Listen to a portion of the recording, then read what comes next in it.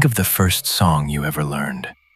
A gentle melody, a soft hand on your forehead, the smell of clean sheets. You felt safe, didn't you? That was your first mistake. Nursery rhymes aren't just playground songs. They are the ancient scars of history dressed in lace and sugar. We've been humming the blueprints of our own destruction for centuries. Tonight, we aren't just revisiting childhood, we're performing an autopsy on it. From the shattered psyche of a wall-bound egg to the predatory sweetness of the man on Drury Lane, we are peeling back the skin of these innocent verses to find the rot underneath. Welcome to Sleepy Echoes Unwind, where the night remembers old stories. Light your lanterns, slow your breathing, and let us drift together into the hush of the night. Turn the lights down, check the locks, and whatever you do, don't listen to these nursery rhymes alone.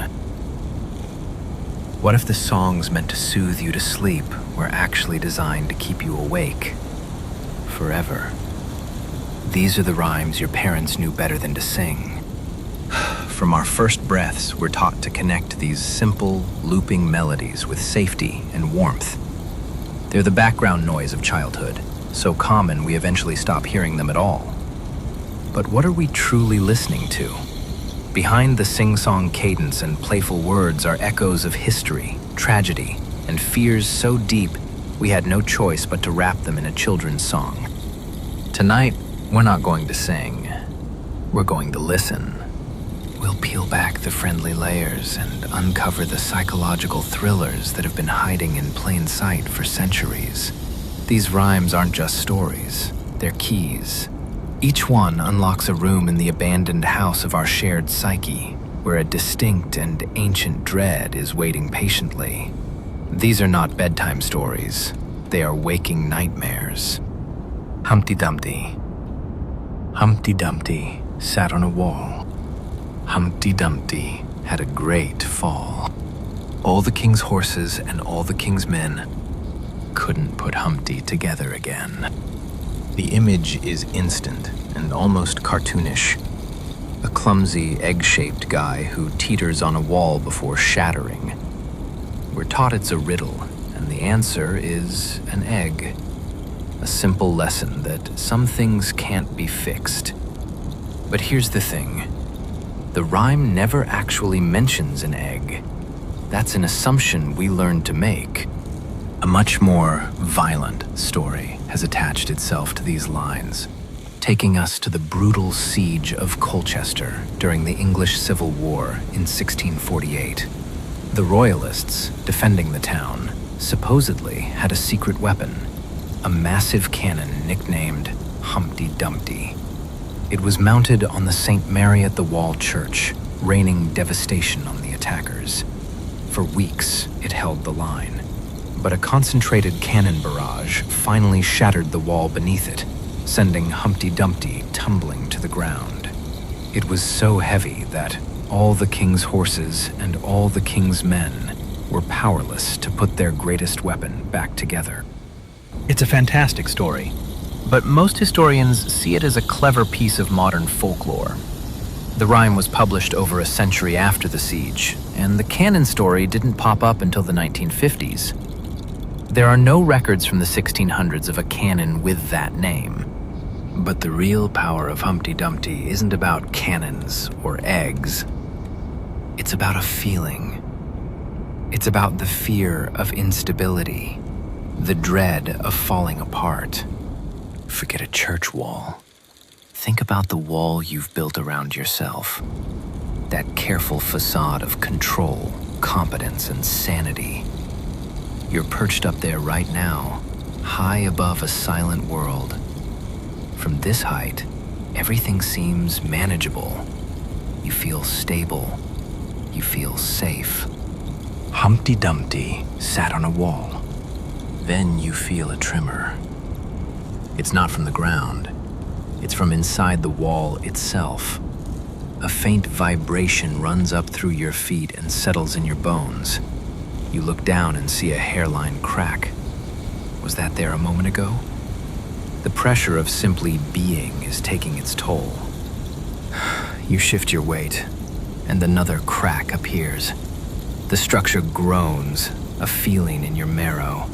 Your body starts to feel strange, brittle, like you're losing your shape. You're not just sitting on the wall anymore. You are the wall, and you're eroding from the inside out. Humpty Dumpty had a great fall. The fall isn't sudden. It's a slow, agonizing tilt past the point of no return. Your friends, your family, they become the king's men. They scramble with ropes of encouragement and nets of logic. "Just hold on," they cry. But their words are meaningless against the simple, terrible truth of gravity. All the king's horses and all the king's men, the moment of the fall is an eternity. And then, the shatter. Not a clean break, but total disintegration. You don't land, you detonate. Your pieces, memories, ambitions, regrets, scatter. The king's men can only stare at the mess. They can gather the larger fragments, but the fine dust of your essence is gone forever. They can arrange the pieces in the right shape, but it will never be you again. Couldn't put Humpty together again. The horror of Humpty Dumpty isn't the fall. It's the quiet moment right before it. The sickening realization that the cracks are coming from within, and all the help in the world can't save you from your own fragility. Jack and Jill. Jack and Jill went up the hill to fetch a pail of water. Jack fell down and broke his crown, and Jill came tumbling after. Right away, this one feels off. Why go up a hill for water? And broke his crown sounds a lot more serious than a bump on the head. People have come up with some dramatic theories. One of the most popular links the rhyme to the French Revolution. In this telling, Jack is King Louis XVI, who was beheaded, breaking his crown, and Jill is his queen, Marie Antoinette, who came tumbling after to the guillotine. It's a grim image, but the timeline doesn't work. The rhyme was published in England decades before the French monarchy fell. Another theory points to King Charles I, who tried to reform taxes on liquid measures, the jack, a half pint, and the gill, a quarter pint. When Parliament refused, he supposedly shrank the volumes. The measurement line on the jack was called the crown, so by shrinking it, Jack broke his crown, and the gill, naturally, tumbled after. It's a clever idea, but there's no real evidence to back it up. But let's forget the history. The real horror of Jack and Jill isn't a single event. It's the terror of being trapped in a loop. Imagine you're at the bottom of a hill. It's not a grassy slope, but an endless, spiraling stone staircase, slick with damp. Beside you is a shadow, a twin presence that shares your exhaustion. Jill, or is it just another part of you? All you know is the task. Get the pail of water from the top. Except it's not water. It's the elixir of escape. If you can just bring it down, you can finally rest. Jack and Jill went up the hill to fetch the pail that never fills. So, you start climbing. Each step is an act of will. The air grows cold and thin. The only sound is a rhythmic drip, drip, drip from far above. A sound that is both a promise and a torment. You reach for a step, but your foot slips on slick black moss. For a dizzying second, you're suspended in air. Jack fell down. The fall is a slow, grinding trip back down the very steps you just climbed. Each impact shatters a piece of you. The name of your first love, gone. The sound of your mother's voice, gone. The reason you started climbing, gone. You land at the bottom, not broken, but hollowed out. Your crown, your identity, is shattered. and broke his crown. You lie there, gasping in the dark, and then you hear it. A soft cry from above, a sound of shared failure. And Jill came tumbling after. Your twin follows you into the abyss. But as she lands beside you, something impossible happens. You're at the top again. The pail is full. For one blissful second, you think it's over. But then, you take the first step down, and you slip. You are Jack. You are Jill. You are the hill. And the only thing the pail ever carries is the promise of the next fall. The Gingerbread Man. Run, run, as fast as you can. You can't catch me. I'm the Gingerbread Man. This rhyme feels different. It's not a tragedy. It's a frantic chase.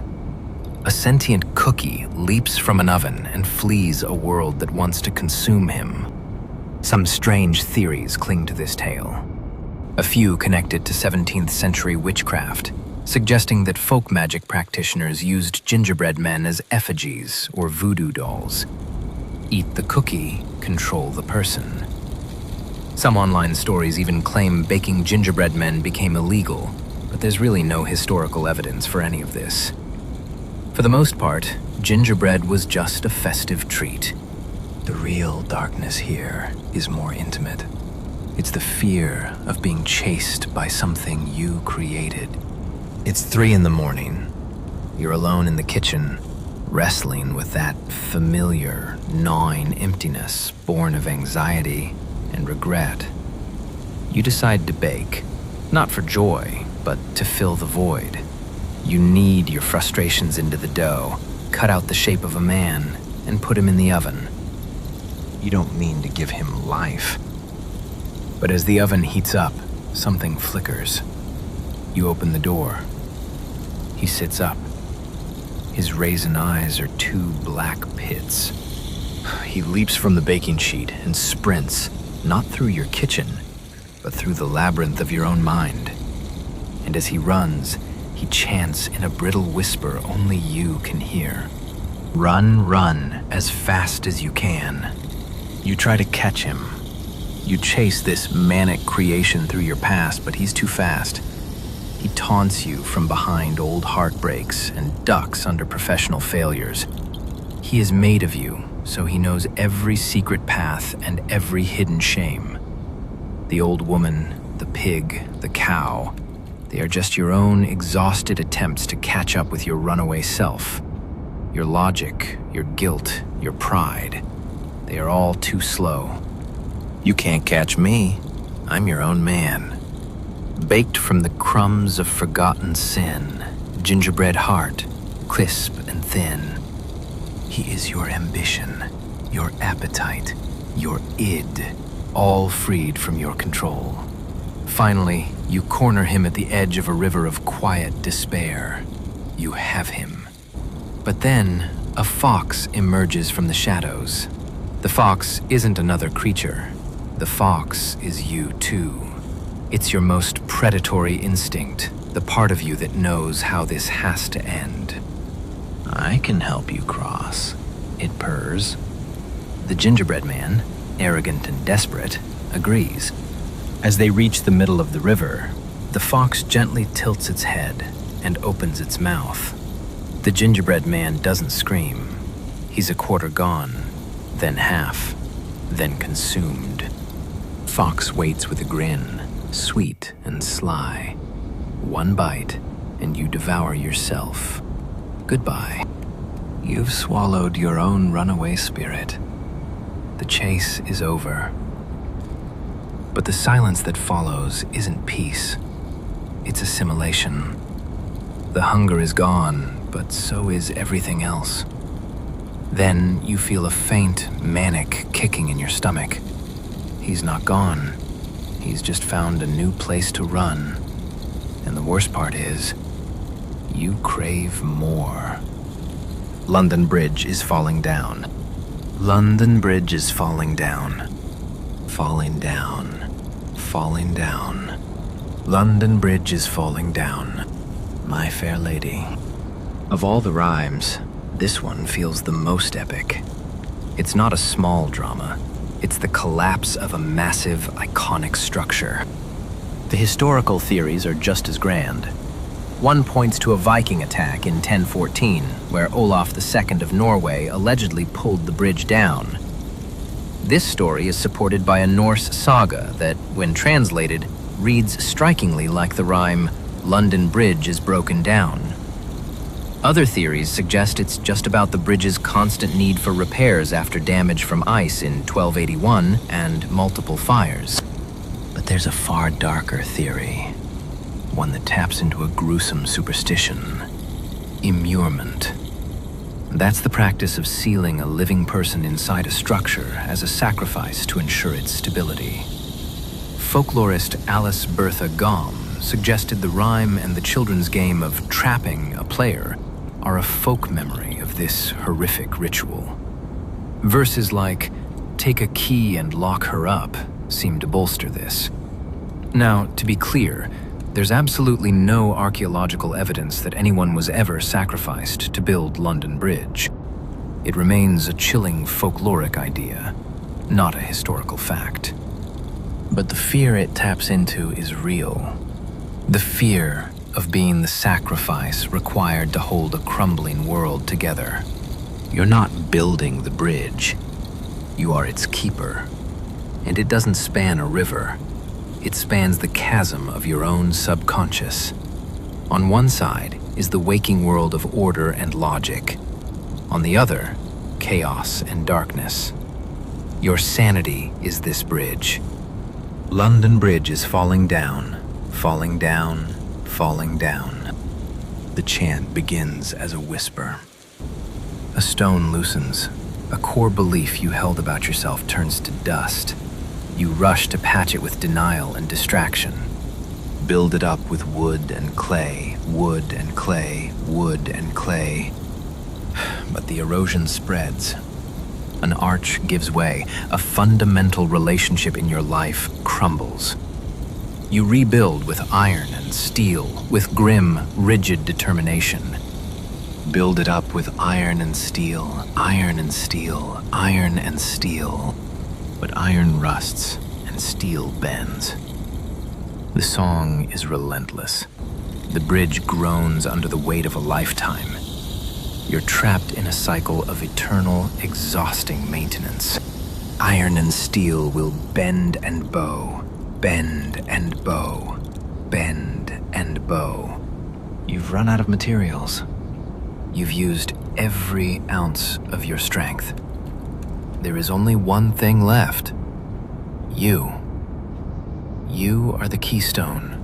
The fair lady the rhyme calls to is you. To save the bridge, to keep the darkness at bay, you must let them lock you up inside the foundation of your own sanity. Become a permanent, silent guardian, entombed within your own mind.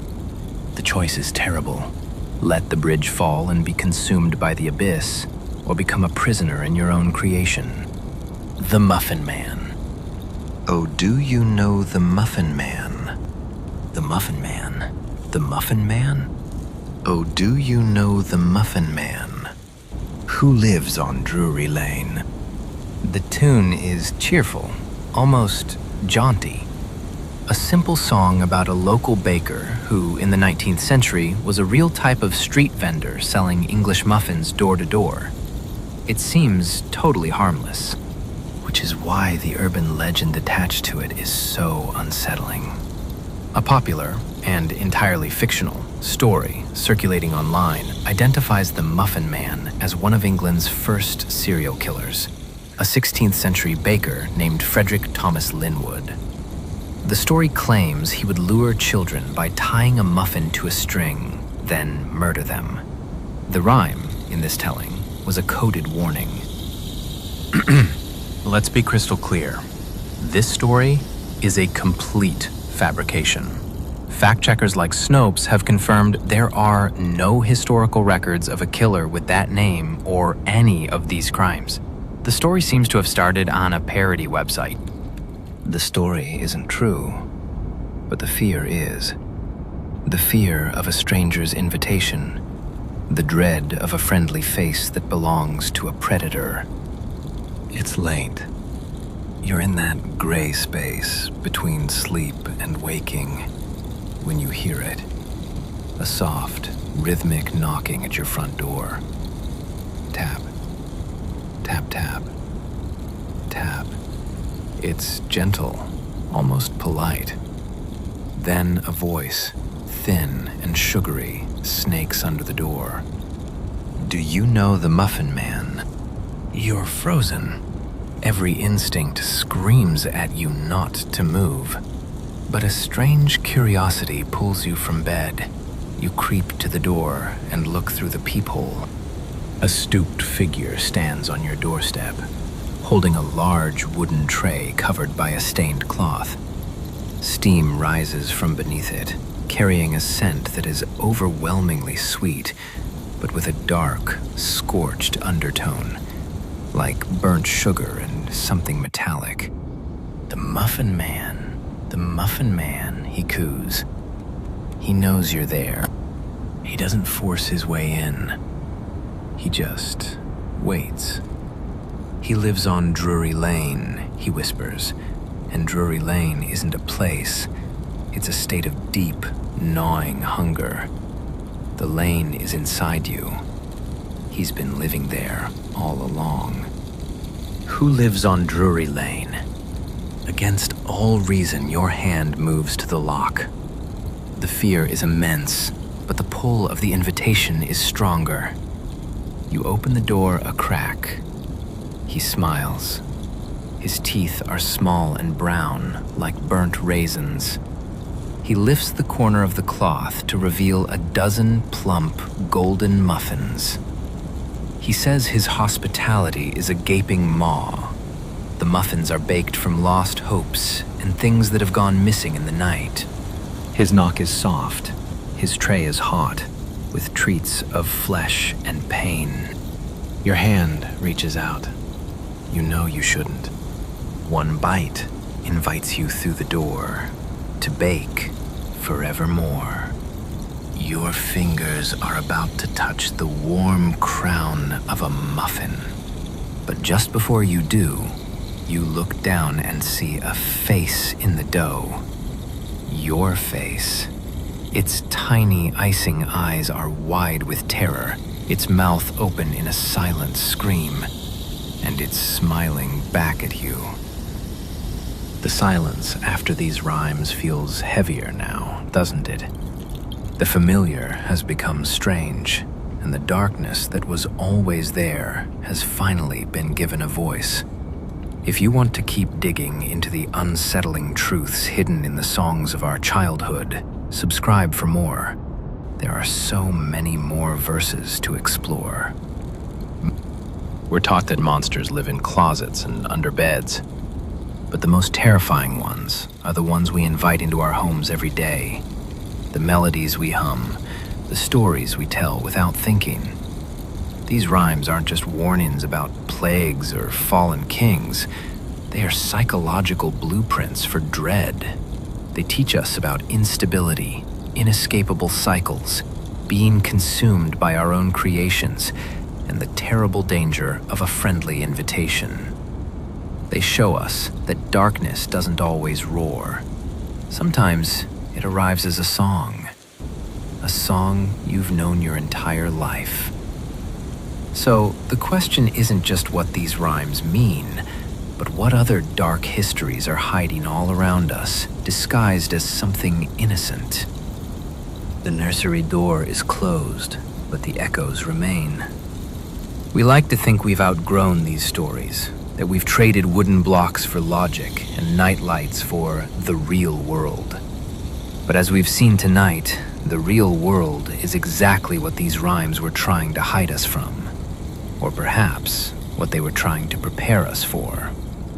Every time you find yourself pacing a Drury Lane of your own making, or watching the cracks spread across the walls of your carefully built life, remember, you aren't the first to walk these paths. These melodies have been the background noise to human suffering for generations, a rhythmic pulse to keep us moving through the dark. But now you know the truth.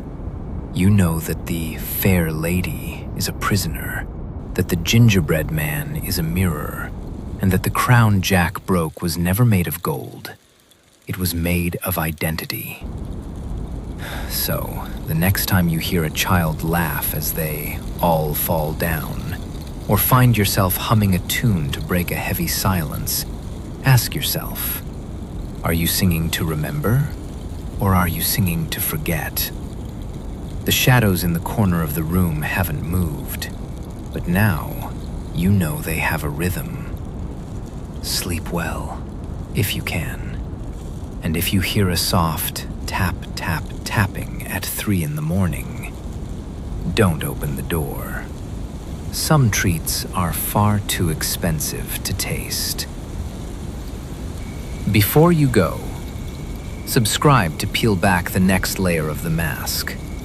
Share this with someone you want to keep awake tonight. Comment below, which rhyme always made your skin crawl? Thank you for joining this moonlit journey. If you'd like to unwind with more tales each week, light your lantern and subscribe. For now, blow out your lantern. We shall meet again. Run, run as fast as you can. You can't outrun what's already inside.